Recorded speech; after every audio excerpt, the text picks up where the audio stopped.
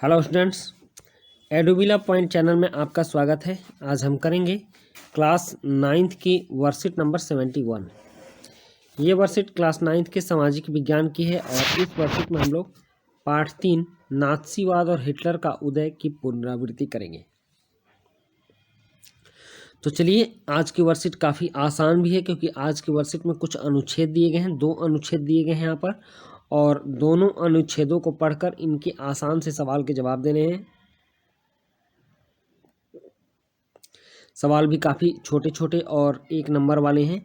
तो चलिए शुरू करते हैं। सबसे पहले इनके अनुच्छेदों को पढ़ लेते हैं और उसके बाद उसका जवाब देते हैं। पहले महायुद्ध ने यूरोपीय समाज और राजनीतिक व्यवस्था पर अपनी गहरी छाप छोड़ दी थी। आप पहले महायुद्ध को जानते हैं, कब हुआ था? 1914 से 1918 के बीच पहला महायुद्ध, प्रथम विश्व युद्ध हुआ था। उसको हम लोग प्रथम विश्व युद्ध के नाम से भी जानते हैं। तो इस महायुद्ध ने यूरोपीय समाज और राजनीतिक व्यवस्था पर अपनी गहरी छाप छोड़ दी थी। कहने का मतलब कि इस महायुद्ध का बहुत बड़ा प्रभाव यूरोपीय समाज और राजनीतिक व्यवस्था पर पड़ा था। सिपाहियों को आम नागरिकों के मुकाबले ज़्यादा सम्मान दिया जाने लगा, और चूंकि महायुद्ध हो रहा था और देश के एक दूसरे से उलझे हुए थे, और उस उलझन में अगर देश का कोई साथ देने वाला था तो वो थे देश के सिपाही। इसलिए सिपाहियों को ज़्यादा सम्मान दिया जाने लगा। राजनेता और प्रचारक इस बात पर जोर देने लगे कि पुरुषों को आक्रामक, ताकतवर और मर्दाना गुणों वाला होना चाहिए। मतलब कि जितने भी राजनेता थे और राजनीति के प्रचारक थे, वो लोग पुरुषों की परिभाषा बताने लगे कि पुरुषों को आक्रामक होना चाहिए, ताकतवर होना चाहिए और मर्दाना गुणों वाला होना चाहिए। मीडिया में खंदकों की जिंदगी का महिमा मंडन किया जा रहा था। खंदक मतलब वो जो बंकर्स बनाए होते हैं सैनिकों के लिए, जिसमें सैनिक रहते हैं, तो उसको खंदक बोलते हैं। तो उसकी ज़िंदगी का मतलब जो वहाँ जिया वो महान आदमी है, इस तरह की बातें कही जा रही थी कि जो खंदक में रहता है वो महान होता है। लेकिन सच्चाई यह थी कि सिपाही इन खंदकों में बड़ी दयनीय ज़िंदगी जी रहे थे, और जो सिपाही थे वो जो खंदक में रहते थे उनकी स्थिति काफ़ी ख़राब थी। एक तो खाने को सही समय से भोजन नहीं मिलता था, ऊपर से उस खंदक में जानवरों के मांस खाने वाले चूहे थे जिनके साथ सिपाहियों को रहना पड़ता था। और अलग बात कि सिपाही उसी खंदक में अपने करीबी साथियों को तिल तिल कर मरते हुए देखते थे, गोली लगे हुए साथियों को तड़पते हुए देखते थे। तो इसलिए उनकी जो ज़िंदगी है वह काफ़ी दुश्वार थी और काफ़ी कष्टप्रद ज़िंदगी थी, और उन सैनिकों की ज़िंदगी का महिमा मंडन किया जा रहा था। वे लाशों को खाने वाले चूहों से घिरे रहते थे। वह जहरीली गैस और दुश्मनों की गोलीबारी का बहादुरी से सामना करते हुए भी अपने साथियों को पल पल मरते देखते थे। सार्वजनिक जीवन में आक्रामक फौजी प्रचार और राष्ट्रीय सम्मान और प्रतिष्ठा की चाह के सामने बाकी सारी चीज़ें गौण हो गई, जबकि हाल ही में आए रूढ़िवादी तानाशाहों को व्यापक जन समर्थन मिलने लगा। तो उस समय की यूरोप की स्थिति ये थी कि आक्रामक फौजी प्रचार और राष्ट्रीय सम्मान, ये 2 चीज़ें बहुत महत्वपूर्ण थी। इसके आगे ज़िंदगी की सारी चीज़ें गौण हो गई, और अगर किसी को जन समर्थन मिला तो वह था उस समय के उभरे हुए तानाशाह शासक, क्योंकि इन लोगों ने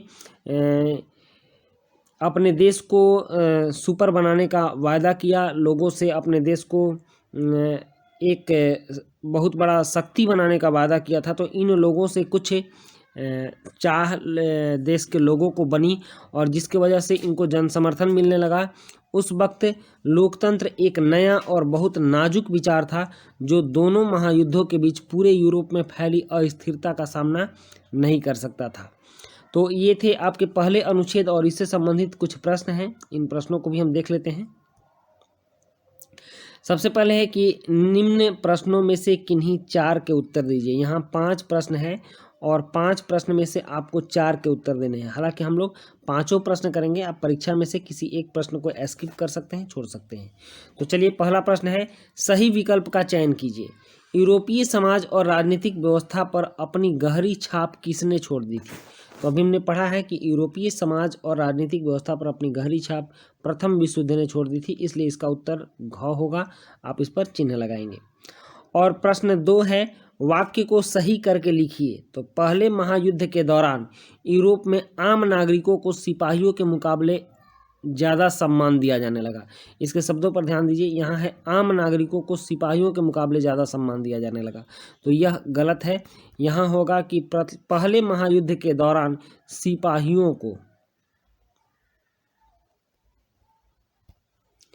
सिपाहियों को आम नागरिकों के मुकाबले ज़्यादा सम्मान दिया जाने लगा। इसको आप इस ढंग से सही करेंगे, पहले महायुद्ध के दौरान सिपाहियों को आम नागरिकों के मुकाबले ज़्यादा सम्मान दिया जाने लगा। उसके बाद है तीसरा पॉइंट, असल में सिपाही खंदकों में बड़ी दयनीय जिंदगी जी रहे थे। आप इसको लिखेंगे, असल में सिपाही खंदकों में बड़ी दयनीय, क्योंकि सिपाही की ज़िंदगी का महिमा मंडन तो किया जा रहा था, लेकिन सिपाही की जो ज़िंदगी थी वह काफ़ी दयनीय थी। और पहले महायुद्ध में इसके बाद चौथा जो क्वेश्चन है, यह एक प्रश्न है कि पहले महायुद्ध में किन की ज़िंदगी दयनीय थी और क्यों।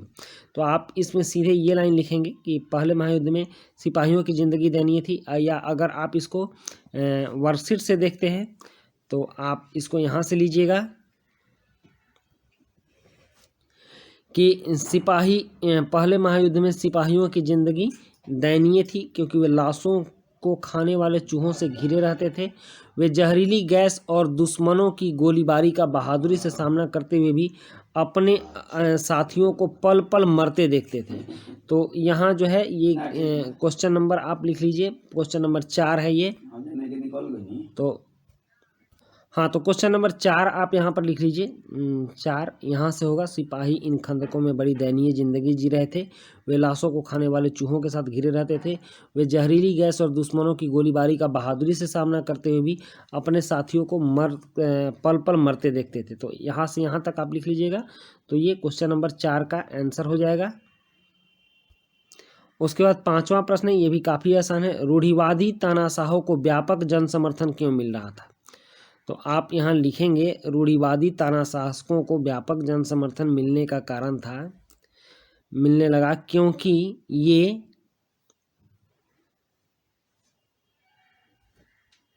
इसका उत्तर आप लिख सकते हैं कि रूढ़िवादी तानाशासकों को व्यापक जन समर्थन मिलने का कारण था क्योंकि ये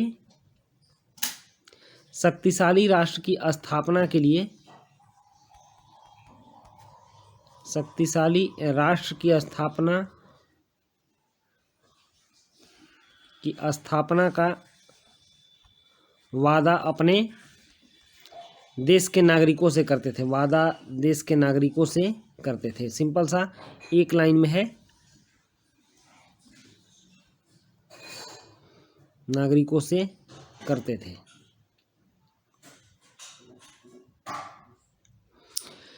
रूढ़िवादी तानाशाहों को व्यापक जन समर्थन मिलने लगा क्योंकि ये शक्तिशाली राष्ट्र की स्थापना का वादा देश के नागरिकों से करते थे। सिर्फ एक लाइन में आपको लिखना है। तो इस तरह से पहला अनुच्छेद और पहले अनुच्छेद का प्रश्न समाप्त हुआ। अब है दूसरा अनुच्छेद, अनुच्छेद 2 है कि हिटलर जबरदस्त वक्ता था, उसका जोश और उसके शब्द लोगों को हिला कर रख देते थे। वह अपने भाषणों में एक शक्तिशाली राष्ट्र की स्थापना, वर्साय संधि में हुई नाइंसाफ़ी के प्रतिशोध और जर्मन समाज में खोई हुई प्रतिष्ठा वापस दिलाने का आश्वासन देता था। मतलब कि जब हिटलर आया तो उसका जो व्यक्तित्व था वह काफ़ी प्रखर था और वह बहुत अच्छा वक्ता था और बहुत अच्छा भाषण देता था। अपने भाषणों में वह उन शब्दों को रखता था जो कि उस समय की जनता की चाह थी, और उसने अपने भाषणों में वर्साय की संधि में हुई नाइंसाफ़ी के लिए प्रतिशोध लेने की बात जर्मनी वासियों से कही और जर्मन समाज में खोई हुई प्रतिष्ठा वापस दिलाने का आश्वासन भी दिया कि प्रथम विश्व युद्ध में जो जर्मनी की प्रतिष्ठा धूमिल हो गई थी, हम उसको वापस लेकर आएंगे। उसका वादा था कि वह बेरोजगारों को रोजगार और नौजवानों को एक सुरक्षित भविष्य देगा। इसलिए उसने सारे जर्मनी के नागरिकों को अपनी ओर मिला लिया और नाजीवाद में शामिल कर लिया। उसने आश्वासन दिया कि वह देश को विदेशी प्रभाव से मुक्त कराएगा और तमाम विदेशी साजिशों का मुंहतोड़ जवाब देगा। हिटलर ने राजनीति की एक नई शैली रची थी। वह लोगों को गोलबंद करने के लिए आडंबर और प्रदर्शन की अहमियत समझता था। मतलब उसने प्रचार प्रसार का काफ़ी महत्व समझा और खूब प्रचार प्रसार भी किया ताकि लोग उसके साथ गोलबंद हो जाएं। हिटलर के प्रति भारी समर्थन दर्शाने और लोगों में परस्पर एकता का भाव पैदा करने के लिए नात्सियों ने बड़ी बड़ी रैलियां और जनसभाएं आयोजित की। मतलब कि जो नाजी लोग थे, जिसको कि यहाँ नात्सी भी बोला गया है, वह हिटलर के समर्थन में बहुत बड़ी बड़ी भीड़ जुटाने के लिए बड़ी बड़ी रैलियां करते थे, जनसभाएं करते थे और स्वस्तिक छपे लाल झंडे, नात्सी सैल्यूट और भाषणों के बाद खास अंदाज में तालियों की गड़गड़ाहट, ये सारी चीज़ें प्रदर्शन का हिस्सा थी। मतलब कि जो उस समय रैलियां होती थी तो उस रैलियों में खास जो अट्रैक्शन होता था वह होता था स्वस्तिक छपे लाल झंडे बहुत से लगाए जाते थे। नात्सी सैल्यूट एक प्रकार का विशेष सैल्यूट था और भाषणों के बाद खास अंदाज में तालियां बजती थीं और ये सभी नाजियों के शक्ति का प्रदर्शन हुआ करती थी। तो इस तरह से ये अनुच्छेद दूसरा हुआ। और दूसरे अनुच्छेद के साथ भी कुछ प्रश्न है जो कि काफ़ी आसान है और यह प्रश्न है कि रिक्त स्थान भरिए। हिटलर ने डैश की एक नई शैली रची थी। तो हिटलर ने राजनीति की एक नई शैली रची थी। आप इसको यहाँ लिख सकते हैं, यह सिंपल सा है, राजनीति। हिटलर ने राजनीति की एक नई शैली रची थी। और दूसरा है सत्य और असत्य लिखिए। हिटलर एक जबरदस्त वक्ता नहीं था। तो यह गलत है, यह असत्य है, क्योंकि हम सभी जानते हैं हिटलर एक जबरदस्त वक्ता था। हिटलर के लिए भारी समर्थन दर्शाने के लिए नात्सियों ने क्या किया? तो ये प्रश्न 3 है और प्रश्न 3 आप देख लीजिए कि हिटलर के प्रति भारी समर्थन दर्शाने के लिए, यहाँ से है, यहाँ 3 लिख लीजिए। प्रश्न 3, हिटलर के प्रति भारी समर्थन दर्शाने और लोगों में परस्पर एकता का भाव पैदा करने के लिए नात्सियों ने बड़ी बड़ी रैलियां और जनसभाएं की। तो यहाँ से यहाँ तक आप लिखेंगे, यहाँ से लेकर यहाँ तक के तीसरे प्रश्न का उत्तर हो जाएगा। और उसके बाद है प्रश्न 4। चौथा प्रश्न होगा कि वाक्य को सही करके पुनः लिखिए। स्वस्तिक छपे लाल झंडे, नात्सी सैल्यूट और भाषणों के बाद खास अंदाज में तालियों की गड़गड़ाहट, ये सारी चीज़ें शांति प्रदर्शन का हिस्सा थी। तो ये गलत है, इसमें एक शब्द को आपको बदलना है। ये सारी चीज़ें शांति की नहीं, शक्ति प्रदर्शन का हिस्सा थी। तो आप यहाँ पर शक्ति लिखेंगे। ये सारी चीज़ें शक्ति प्रदर्शन का हिस्सा थी। और प्रश्न 5 है। प्रश्न 5 है कि इसमें भी 4 प्रश्न के उत्तर देने थे, लेकिन 5 प्रश्न दिया गया, तो हम 5 प्रश्न करेंगे। आप किसी एक प्रश्न को स्किप कर सकते हैं। तो ये 5वां प्रश्न है कि हिटलर अपने भाषणों में क्या क्या वायदे करता था। तो देखिए पहले पंक्ति में ही लिखा हुआ है कि वह अपने भाषणों में, आप यहाँ से लिखेंगे प्रश्न 5 का उत्तर, वह अपने भाषणों में एक शक्तिशाली राष्ट्र की स्थापना, वर्साय संधि में हुई नाइंसाफ़ी के प्रतिशोध और जर्मन समाज की खोई हुई प्रतिष्ठा वापस दिलाने का आश्वासन देता था। तो यहाँ से यहाँ तक आप इसको लिखेंगे। यह 5वें प्रश्न का उत्तर हो गया।